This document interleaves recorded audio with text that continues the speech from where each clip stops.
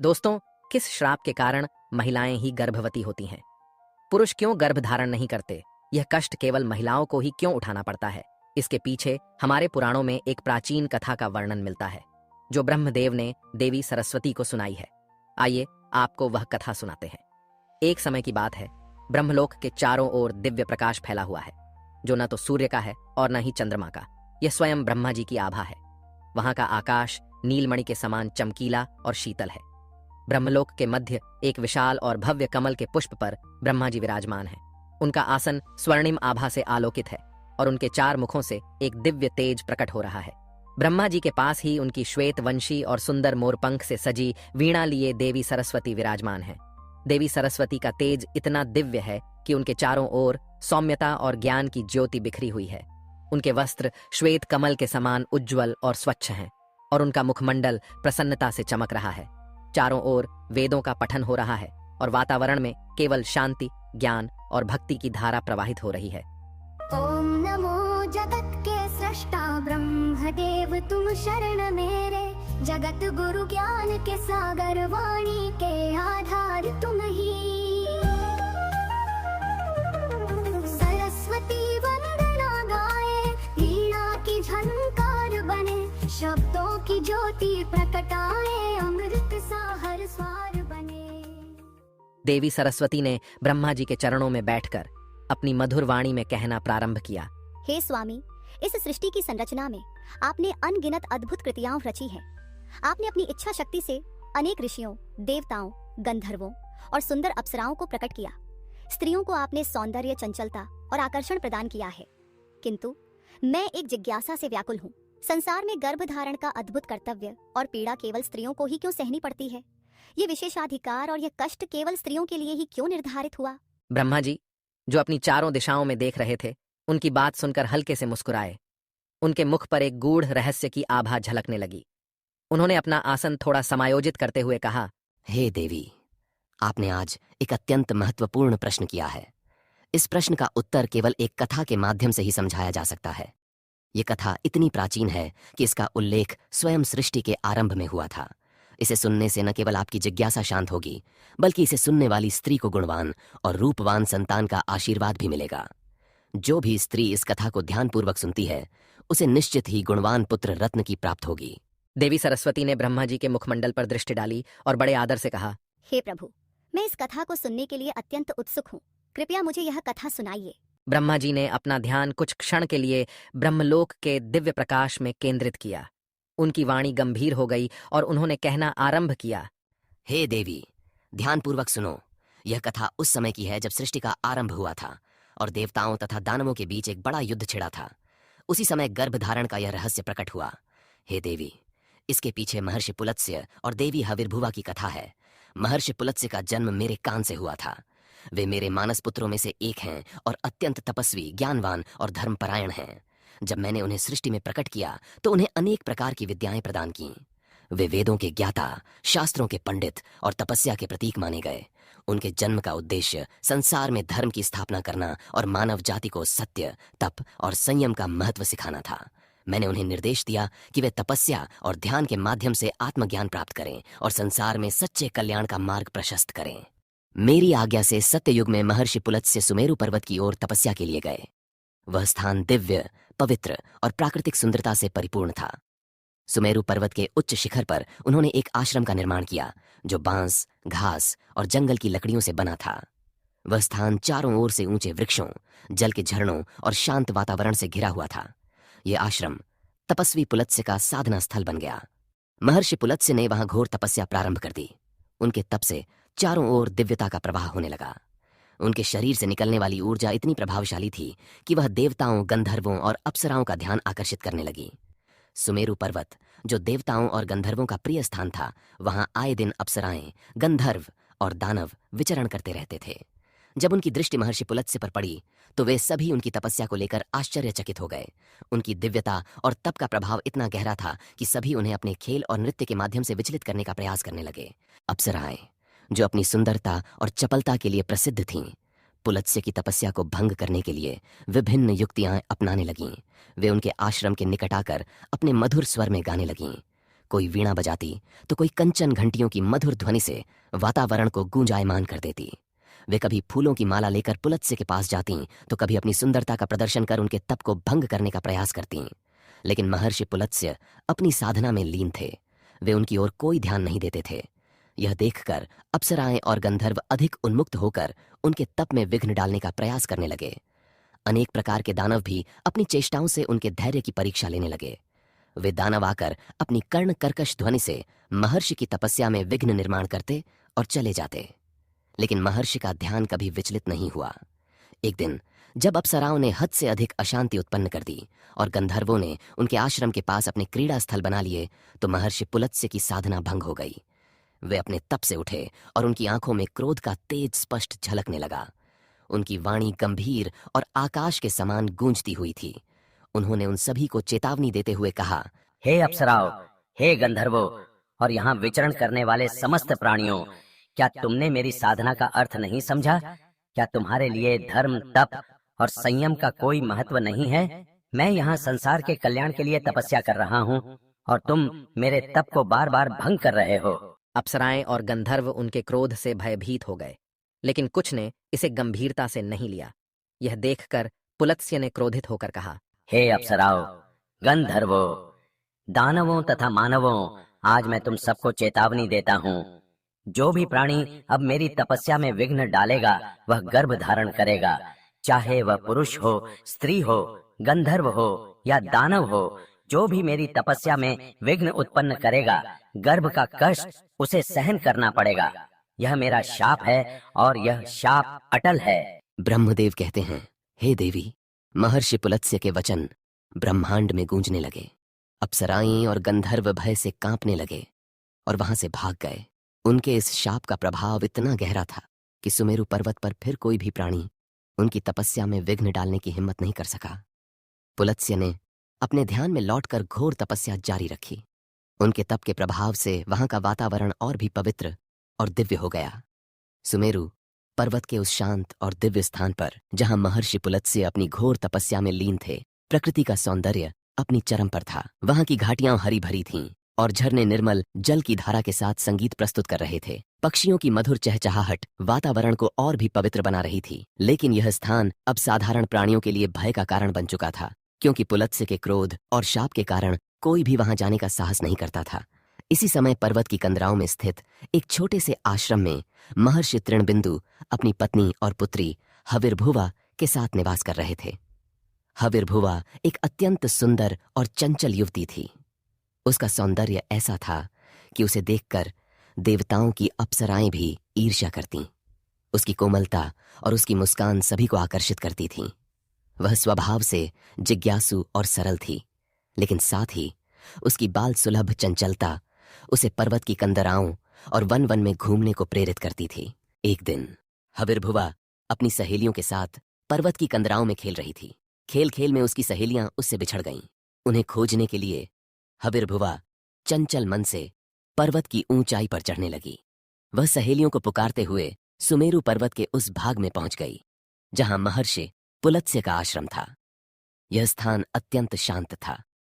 चारों ओर साधना की ऊर्जा प्रवाहित हो रही थी। हविर्भुवा ने पहले तो इसे ध्यान नहीं दिया और सहेलियों को पुकारती हुई महर्षि पुलत्स्य के आश्रम तक पहुंच गई।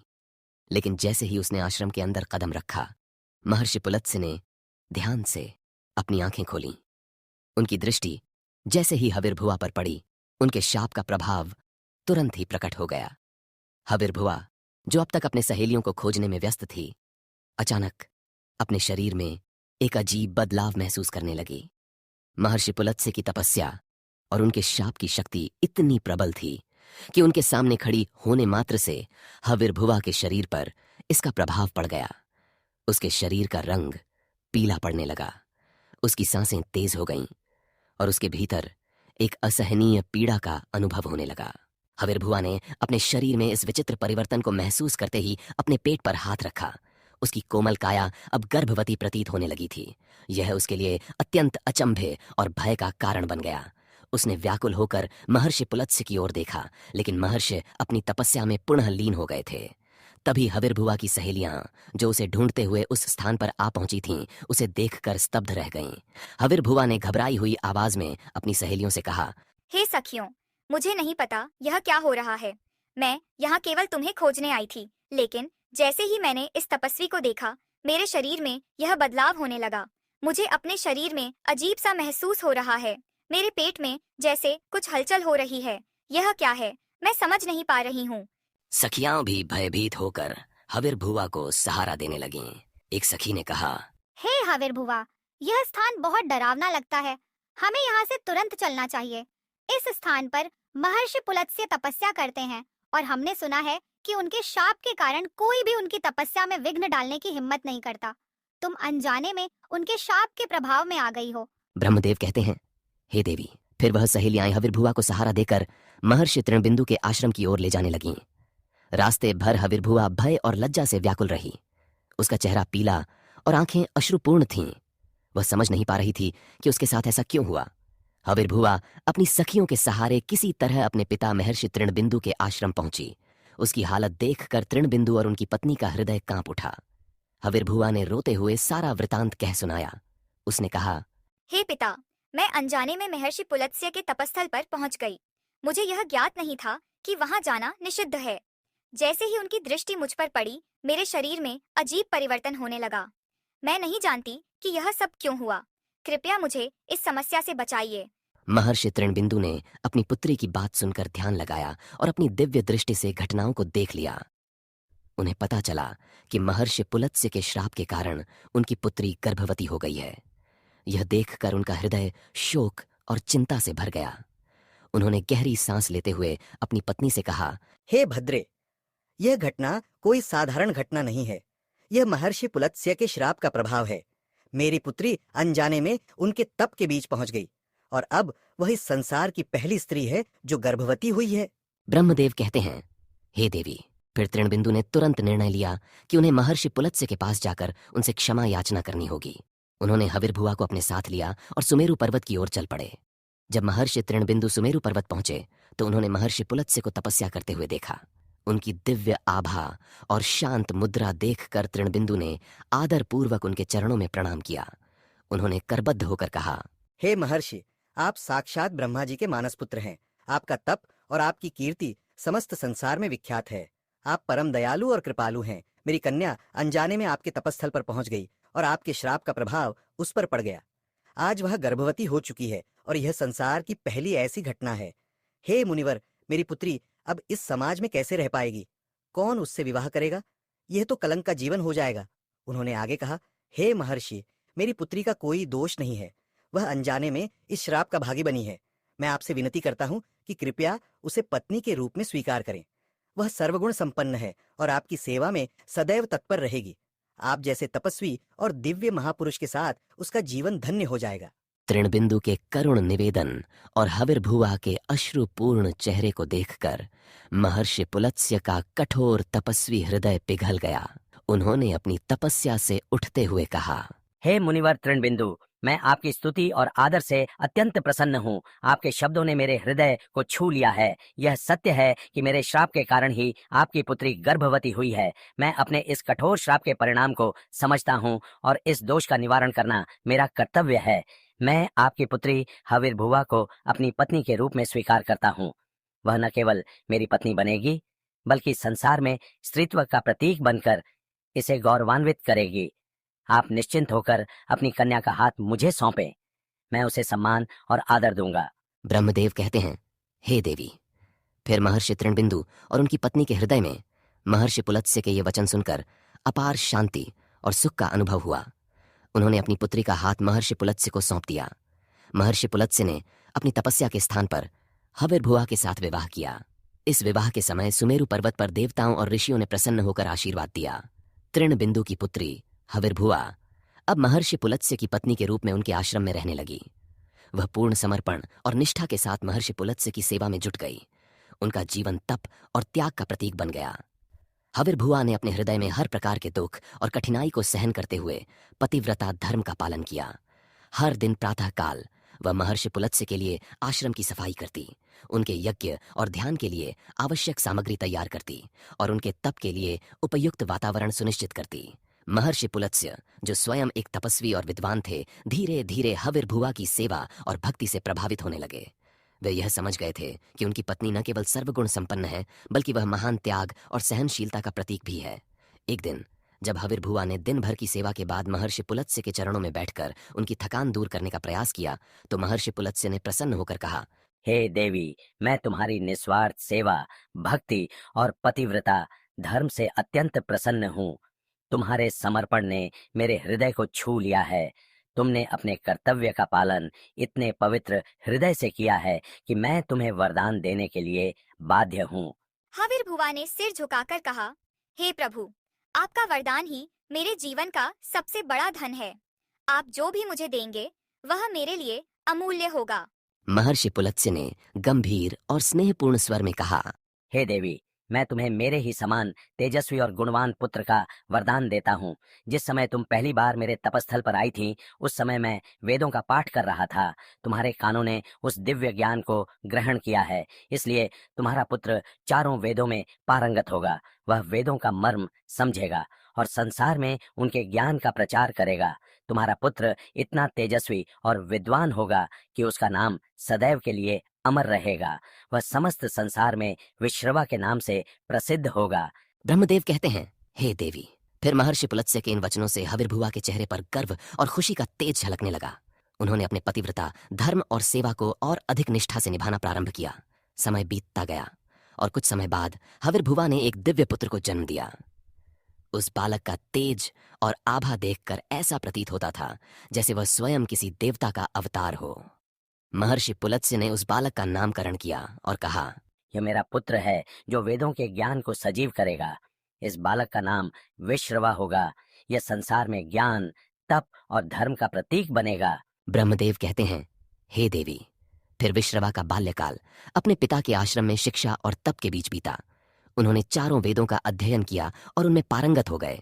महर्षि विश्रवा, जो अपने पिता महर्षि पुलत्स्य के समान ही विद्वान, धर्मनिष्ठ और सत्यवादी थे, अपनी विद्वत्ता और तपस्या के कारण पूरे संसार में विख्यात हो गए।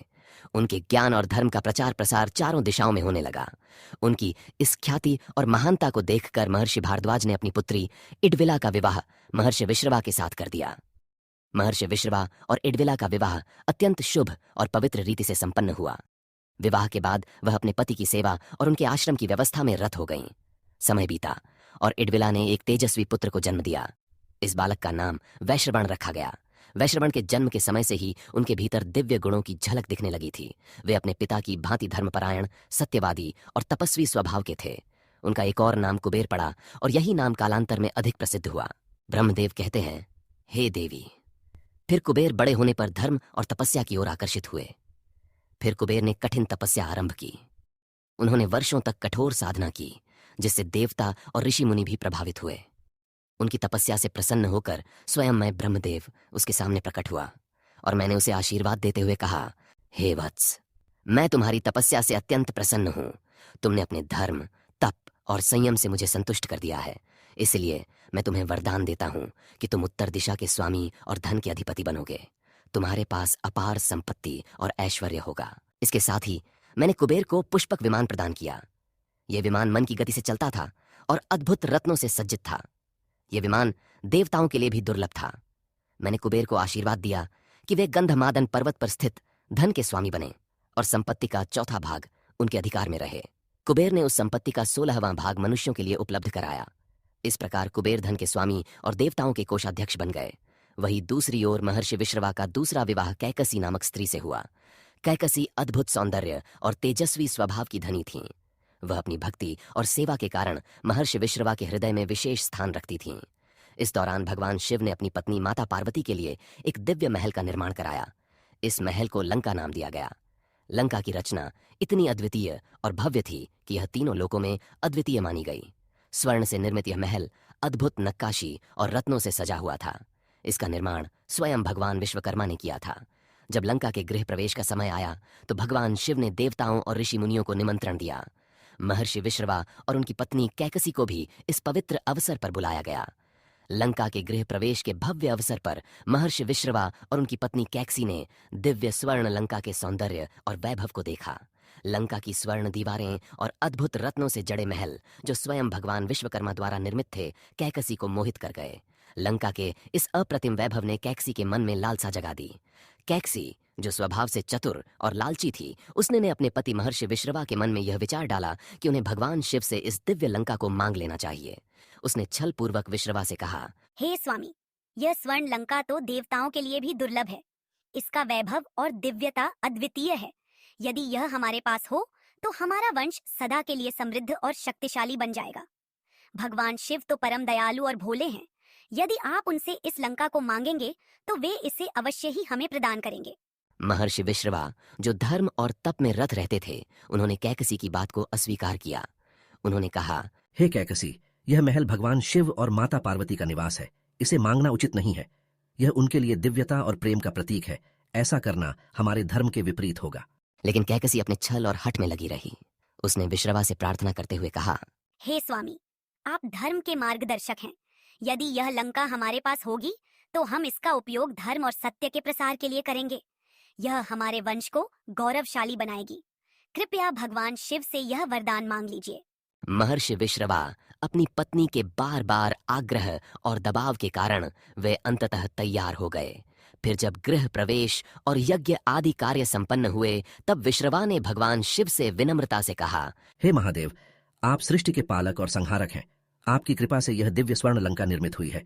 यदि आप मुझ पर कृपा करें तो कृपया यह लंका मुझे प्रदान करें। मैं इसका उपयोग धर्म और सत्य के मार्ग में करूंगा। ब्रह्मदेव कहते हैं, हे देवी, भगवान शिव, जो अपने भोले स्वभाव और दयालुता के लिए प्रसिद्ध थे, विश्रवा के इस निवेदन को अस्वीकार नहीं कर सके।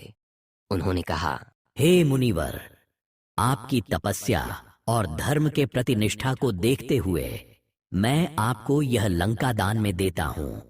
इसका उपयोग सदैव धर्म और सत्य के लिए करना।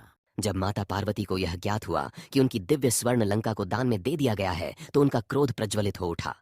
उन्होंने क्रोधित होकर कहा, हे भोलेनाथ, यह लंका जो हमारे प्रेम और दिव्यता का प्रतीक है, आपने किसी और को दान में क्यों दे दी? ब्रह्मदेव कहते हैं, हे देवी, पार्वती जी की बात सुनकर भगवान शिव मौन रहे, किंतु पार्वती ने वहां पर खड़ी हुई कैकसी की लालच को भांप लिया। उन्होंने कैकसी की ओर क्रोध भरी दृष्टि से देखते हुए कहा, हे कैकसी, तुमने अपने स्वार्थ और लालच में मेरे पति से यह लंका मांग ली।